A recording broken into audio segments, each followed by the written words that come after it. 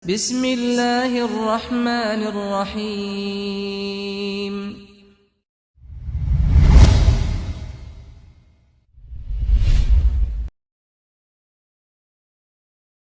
Rabbil alamin, nahmaduhu wa nasta'inuhu wa nastaghfiruh wa na'udzu billahi min syururi anfusina wa min sayyiati a'malina, may yahdihillahu fala mudhillalah wa may yudlilhu fala hadiyalah.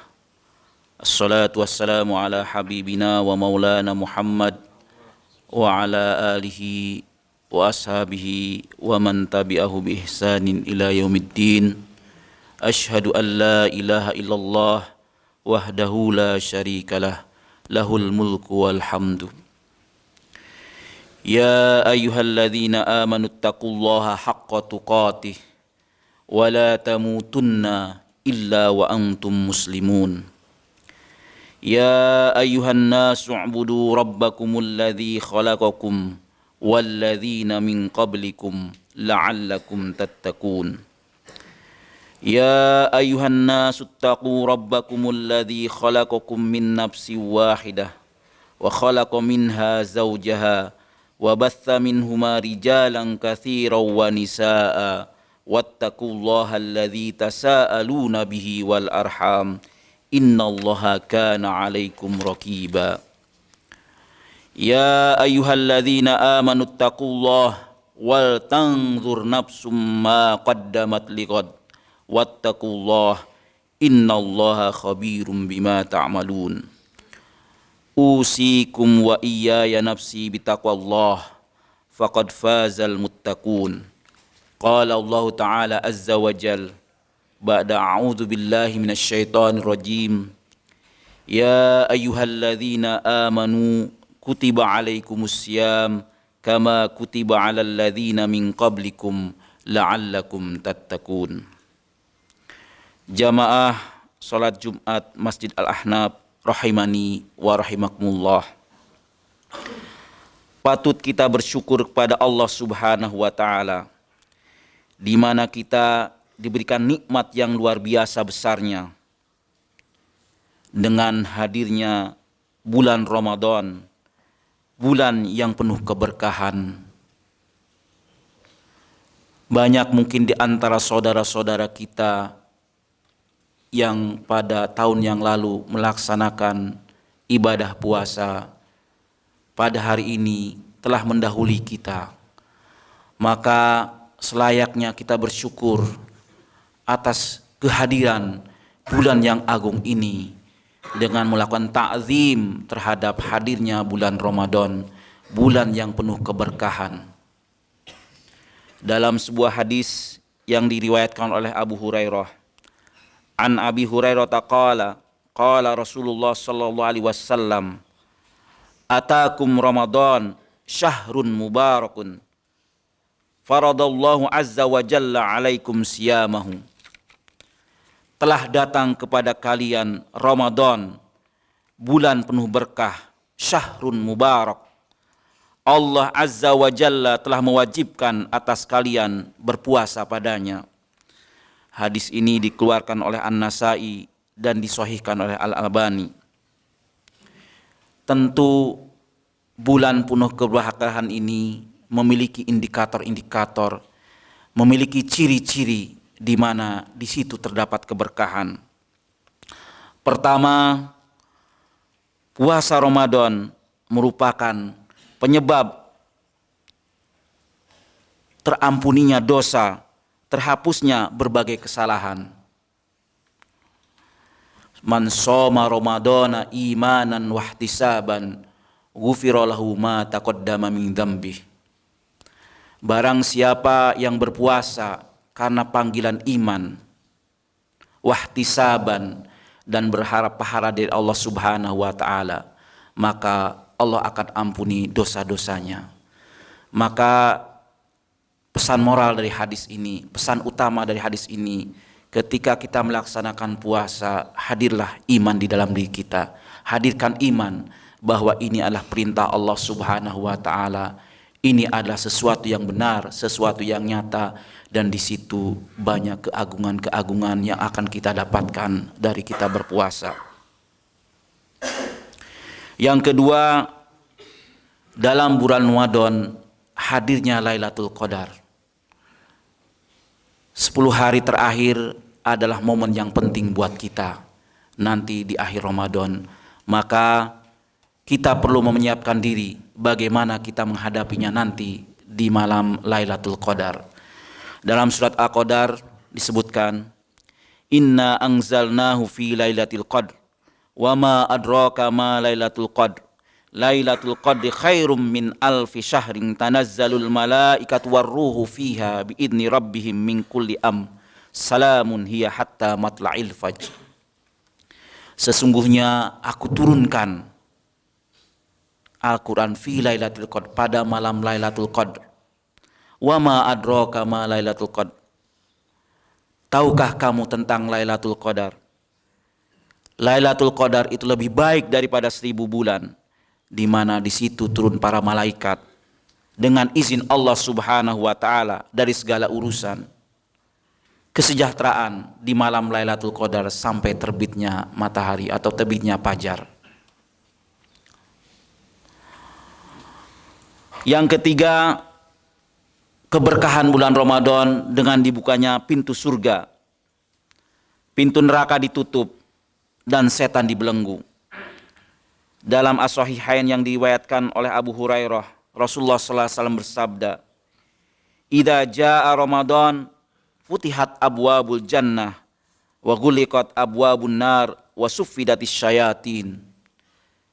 Pada bulan Ramadan, ketika bulan Ramadan itu datang, maka pintu-pintu surga dibuka, pintu-pintu neraka ditutup, dan setan-setan dibelenggu.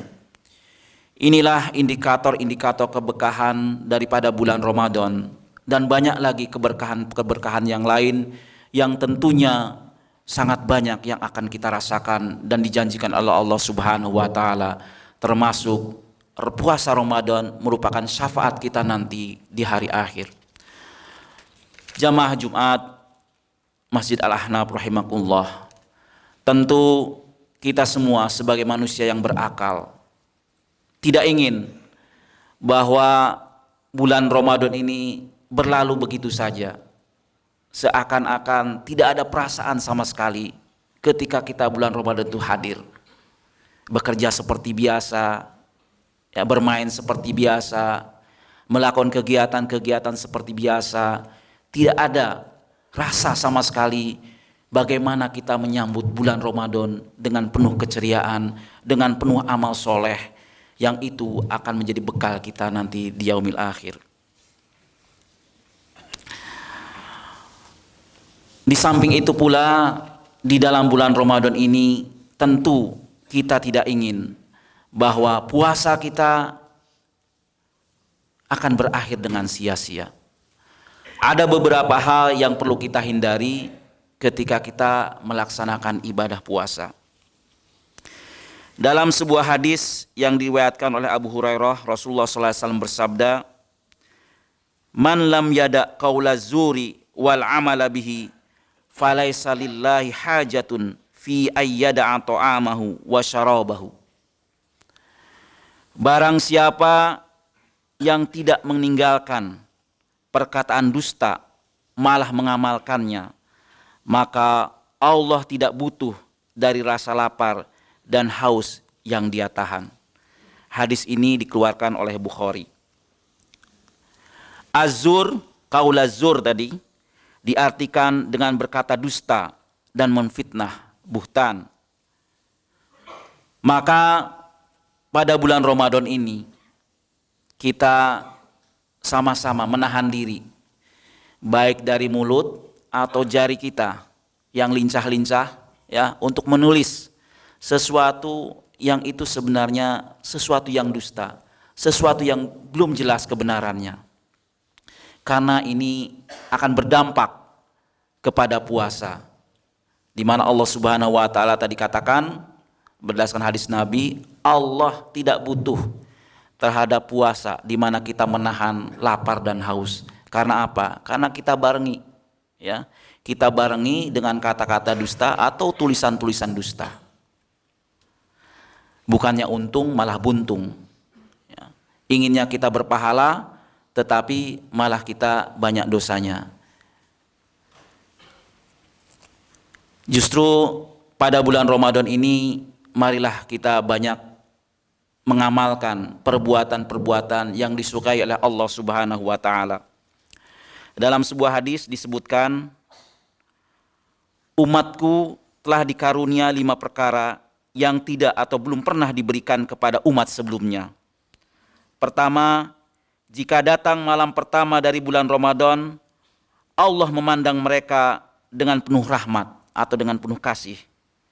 Dan barang siapa yang dipandang dengan penuh rahmah atau kasih, tentu tidak akan disiksa di akhirat kelak. Kedua, Allah menegaskan beristighfar bagi umatnya. Di sini memang Allah Subhanahu wa taala memerintahkan kita pada bulan Ramadan ini untuk banyak beristighfar. Karena dengan banyak beristighfar itu memudahkan Allah Subhanahu wa taala mendatangkan rahmat kepada kita. Kalau kita banyak dosa, banyak kesalahan, tentu akan mempersulit kita mendapatkan berkah rahmat dari Allah Subhanahu wa taala. Di dalam surat Nuh ayat 10 dan 12 disebutkan, "Faqultustaghfiru rabbakum yursilis sama 'alaikum midrara wa yumdidkum bi amwali wa banin wa yaj'al lakum jannatin wa yaj'al lakum anhara." Dan aku katakan, istaghfiru rabbakum, memohonlah ampun kepada Tuhanmu, maka Allah akan menurunkan dari langit hujan yang lebat dan memperbanyak bi amwalin wa banin, dengan harta-harta dan juga anak-anak, wa yaj'al lakum jannat, dan memberikan atau menjadikan kamu diberikan kebun-kebun. Jannat di sini adalah kebun-kebun. Wa yaj'al lakum anhara, dan Allah membuatkan bagi kamu sungai-sungai. Ini adalah keistimewaan istighfar. Dan itu janji Allah Subhanahu wa taala. Dengan kita banyak beristighfar, maka Allah akan memberikan rizkinya yang berlipat ganda. Pada bulan Ramadan ini sangat tepat bagi kita untuk banyak beristighfar, terutama pada waktu-waktu utama. Salah satunya adalah waktu sahur. Kanu qalilan minal laili ma yahja'un wa bil asharihum yastaghfirun. Di dalam surat Az-Zariyat dijelaskan situ, kanu qalilan minal lail, mereka itu pada waktu malam hari qalilan ma yahja'un, sangat sedikit sekali tidurnya. Wa bil asharihum yastaghfirun, dan pada waktu sahur mereka banyak beristighfar. Jadi ketika waktu sahur, waktu yang sangat sedikit itu, ya, sampai nanti matla'il fajr, keluarnya fajar itu, terbitnya fajar, kita diperintahkan oleh Allah Subhanahu wa taala untuk banyak beristighfar. Dan ini adalah indikator orang-orang ahli surga. Maka selain makan sahur, maka banyaklah kita beristighfar pada Allah Subhanahu wa taala. Mudah-mudahan jamaah Al-Ahnaf ini tidak hanya pada bulan Ramadan, bulan-bulan lainnya juga sering beristighfar pada Allah Subhanahu wa taala pada waktu sahur, dan kita gunakan betul waktu sahur ini untuk beristighfar pada Allah Subhanahu wa taala.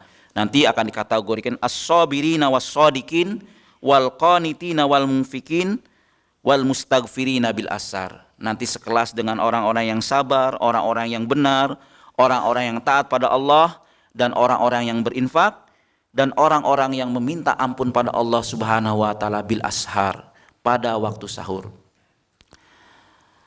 Sidang sholat Jumat rahimakumullah, dibandingkan kita berkata-kata yang dusta, menulis sesuatu yang tidak baik, yang tidak benar, maka mungkin beristighfar itu adalah pilihan utama kita, sehingga Allah Subhanahu wa taala mengampuni dosa-dosa kita. Ketiga, bau mulut orang yang berpuasa lebih harum di sisi Allah daripada bau kesturi. Keempat, Allah berfirman kepada surga, hiaskan dirimu. Dan firman selanjutnya, sungguh beruntung hamba-hambaku yang beriman. Mereka adalah kekasihku. Dan yang kelima, Allah mengampuni mereka semua. Kedua, perbuatan yang akan mengarahkan kepada kesia-siaan puasa kita adalah berkata lagwun dan rofas. Laisa siyamu minal akli wasyarobi, innamas siyamu minal lagwi warrofas. Fa inna sabbaka ahadun au jahula alaika faltakul inni so'imun, inni so'imun. Puasa bukan hanya menahan makan dan minum saja, akan tetapi puasa adalah dengan menahan diri dari perkataan lagun dan rofas. Apabila ada seseorang yang mencelamu atau berbuat usil padamu, katakanlah padanya, aku sedang puasa, aku sedang puasa. Hadis ini dikeluarkan oleh Ibnu Majah dan Hakim. Lagun adalah perkataan sia-sia, sesuatu yang tidak berfaedah. Sementara rofas digunakan sebagai kiasan untuk hubungan badan dan semua perkataan-perkataan keji. Ar-rofasu ithmun jami'un likulli ma yuriduhu rajul minal mar'ah. Rofas ada kata yang sesuatu itu diinginkan dari seorang laki-laki terhadap seorang perempuan. Perbuatan yang sia-sia yang lain adalah melakukan berbagai macam maksiat. Ibnu Rajab Al-Hambali pernah berkata, ketahuilah, amalan taqarrub mendekatkan diri pada Allah Subhanahu wa taala dengan meninggalkan berbagai syahwat yang sebenarnya mubah ketika dilakukan di luar puasa tidak akan sempurna hingga seseorang mendekatkan diri pada Allah Subhanahu wa taala dengan meninggalkan perkara yang dia larang, yaitu dusta, perbuatan zalim, permusuhan di antara manusia dalam masalah darah, harta dan kehormatan. Maka pada bulan Ramadan ini mari kita semua mengkondisikan umat, mengkondisikan bangsa dalam kondisi yang tenang dan kondisi kondusif untuk beribadah pada Allah Subhanahu wa taala tanpa mengurangi etos kerja kita dalam kehidupan kita sehari-hari. Mudah-mudahan dengan menghindari dari amalan yang sia-sia, puasa kita diterima oleh Allah Subhanahu wa taala dan kita termasuk ahli surga. Barakallahu li wa lakum bima fihi min ayati wa dzikril hakim wa taqabbala minni wa minkum tilawatahu innahu huwas samiul alim.